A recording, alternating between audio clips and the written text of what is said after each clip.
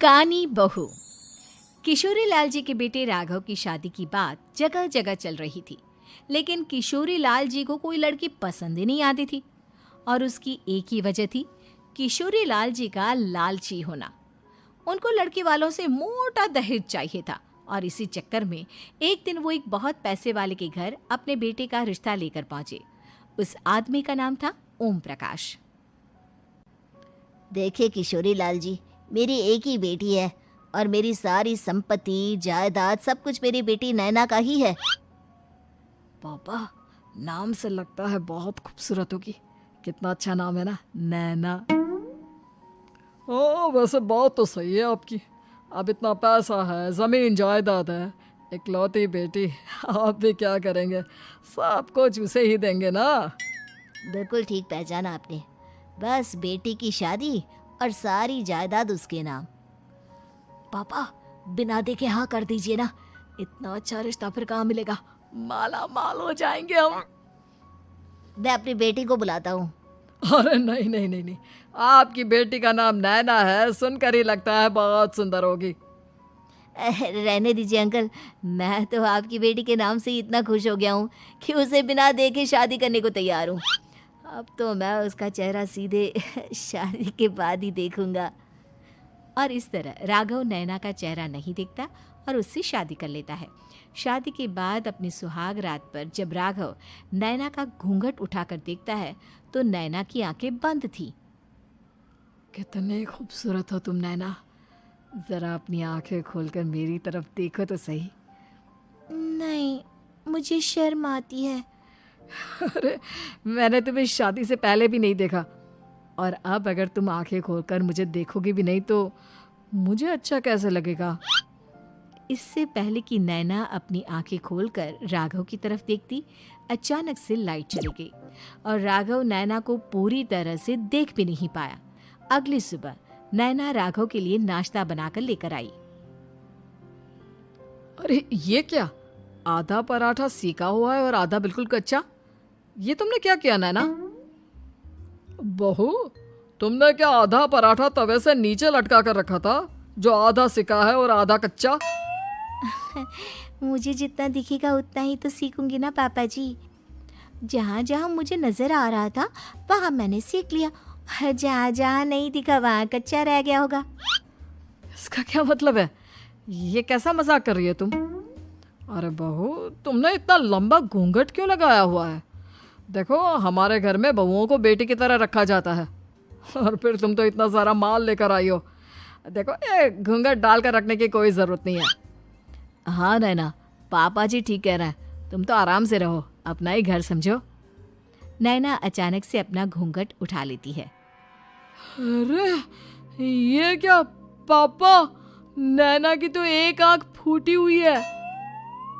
नाम से नैना, लेकिन ये तो कानी बहू निकली। मेरे साथ धोखा हुआ है, धोखा। बिना दिखाए अपनी कानी लड़की मेरे संग ब्याह दी। मुझे कानी बीवी नहीं चाहिए। मुझे अभी ओम प्रकाश जी से बात करनी पड़ेगी। आखिर उन्होंने मेरे साथ ऐसा किया क्यों? अरे, आप लोगों ने ही तो पापा से कहा था कि आप लोग शादी से पहले मुझे देखना नहीं चाहते। अब मेरे पापा पर क्यों इल्जाम लगा रहे हैं? अरे लेकिन उन्हें बताना तो चाहिए था ना कि तुम कानी हो, एक आंख से तुम्हें दिखाई नहीं देता। किशोरी लाल और राघव नाराज होकर ओम प्रकाश को अपने घर बुलाते हैं। पापा जी, ये आपने क्या किया? शादी से पहले बताया क्यों नहीं कि नैना की आंखों में परेशानी है? अरे, आप ही ने तो लड़की देखने से मना कर दिया था। और लेकिन आप बता तो सकते थे। आपको तो हमारी बेटी की प्रॉपर्टी चाहिए थी, वो भी पूरी की पूरी। अब क्या हुआ अगर उसे आधा दिखाई देता है? प्रॉपर्टी तो आपको पूरी मिल गई ना। अरे ये क्या बात हुई? मेरी शादी प्रॉपर्टी से नहीं, आपकी बेटी से हुई है। अब ये तो पहले सोचना चाहिए था, तब तो मेरी प्रॉपर्टी देखकर तुम्हारी जुबान लप लपा रही थी। लेकिन मैं कानी लड़की को अपनी बीवी बनाकर नहीं रख सकता। पापा, कुछ करिए ना आप। हाँ, करता हूँ। देखिए ओम प्रकाश जी, आप हमारे साथ ऐसा नहीं कर सकते। और तुम देखो, अगर तुमने मेरी बेटी से शादी तोड़ी ना, तो जो भी प्रॉपर्टी मैंने तुम्हें दी है वो तो पूरी की पूरी वापस ले ही लूँगा, और आधी प्रॉपर्टी तुम्हारी भी लूँगा। अरे मेरी आधी प्रॉपर्टी भला क्यों लेंगे आप? इसलिए क्योंकि मेरी बेटी को आधा नज़र आता है और उसकी नज़र अभी तक तुम्हारी आधी जायदाद पर ही पड़ी है। अब तुम उसे घर से निकालोगे तो कुछ तो लेकर जाएगी ना। और अगर हम आपकी बेटी को अपने घर की बहू बना कर रखे तो? तो तुम्हारी पूरी प्रॉपर्टी तुम्हारी ही रहेगी, और जो मैंने तुम्हें दिया है ना, उसमें से बस मैं आधा लेकर जाऊंगा। अरे लेकिन अब आप अपनी दी हुई प्रॉपर्टी में से आधी वापस क्यों लेकर जाएंगे? अगर मैं आपकी बेटी को अपनी पत्नी बनाकर रखने को तैयार हूं तो?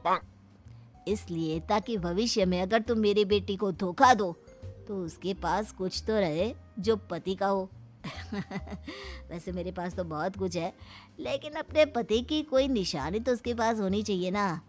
अब अगर तुमने मेरी बेटी को कहानी कहा तो तुम्हें प्रॉपर्टी भी कहानी ही मिलेगी, पूरी नहीं। जमाए राजा। किशोरी लाल और राघव समझ चुके थे कि वो बुरी तरह फंस चुके हैं और अब उनके पास वहां से निकलने का कोई चारा नहीं है। अब समझ में आया ना, लालच बुरी बला होती है। एक तो तुम्हें प्रॉपर्टी मिली, ऊपर से बीवी मिली, उसमें तुम्हें नखरे भी दिखाने हैं। आए बड़े, चुपचाप बैठो दोनों। कुछ दिनों के बाद नैना राघव की कार लेकर बाजार घूमने निकलती है और जब कार लेकर वापस आती है, ये क्या? एक तरफ से मेरी गाड़ी पूरी खराब हो चुकी है। लगता है तुमने मेरी गाड़ी को किसी दूसरी गाड़ी के साथ एक्सीडेंट किया है। अरे अरे कितना बड़ा नुकसान कर दिया तुमने बहू। वो क्या है ना पापा जी, मुझे एक आंख से दिखाई नहीं दे रहा था, सामने से गाड़ी आ रही थी। मुझे तो सिर्फ आधा ही दिखाई दिया और वो गाड़ी मेरी कार से रगड़ते हुए निकल गई। अब मैं क्या करूं बताओ? आप इसे ठीक कराने के पैसे कौन देगा? तुम्हारे पापा? तुमने मुझसे इस तरह से बात की? अभी रुको। नैना राघव की शिकायत ओम प्रकाश को कर देती है। देखो राघव, अब जो मेरी आधी प्रॉपर्टी तुम्हारे पास थी ना, उसमें से आधी और मैं लेकर जाऊंगा, क्योंकि तुमने मेरी बेटी को डांटा। अरे नहीं नहीं पापा जी, गलती हो गई, माफ कर दो। गलती की तो कोई गुंजाइश ही नहीं। अगली बार मेरी बेटी को डांटा तो बची हुई आधी में से आधी और ले जाऊंगा।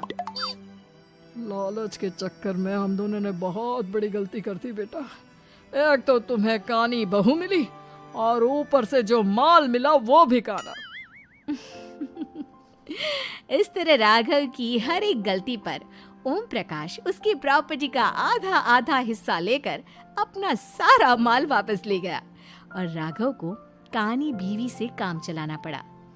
भाई लालच वाकई में बुरी बला है।